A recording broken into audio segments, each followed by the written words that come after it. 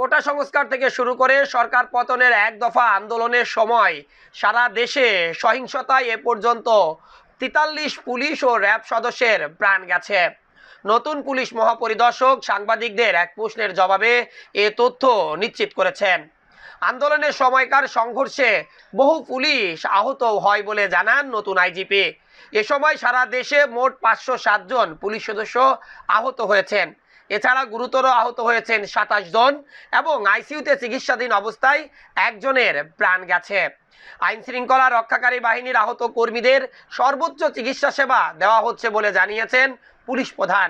আহতদের চিকিৎসায় কোনো ত্রুটি রাখা হচ্ছে না, পাশাপাশি তাদের পারিবারিক ও মানসিকভাবে সাপোর্ট দেওয়া ও আশ্রয়ের ব্যবস্থা করা হচ্ছে।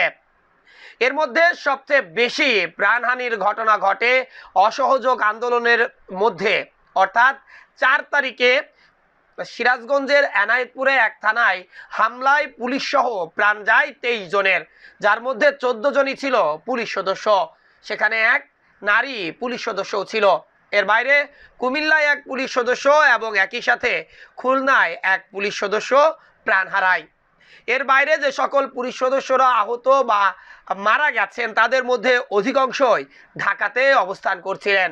যাত্রাবাড়ি, ঢাকার সাভার, আশুলিয়া সহ বিভিন্ন স্থানে পুলিশ ও ছাত্র জনতার দফায় দফায় সংঘর্ষে যেমন ছাত্র জনতার প্রাণহানির সংখ্যা বাড়তে থাকে, তেমন বাড়তে থাকে পুলিশ সদস্যদের প্রাণহানির ঘটনাও। ঢাকায় যে সকল পুলিশ সদস্য প্রাণ হারিয়েছেন তার অধিকাংশই ৫ তারিখ বিকাল ৫টার পর থেকে মধ্যরাত পর্যন্ত এই প্রাণহানির ঘটনা ঘটে।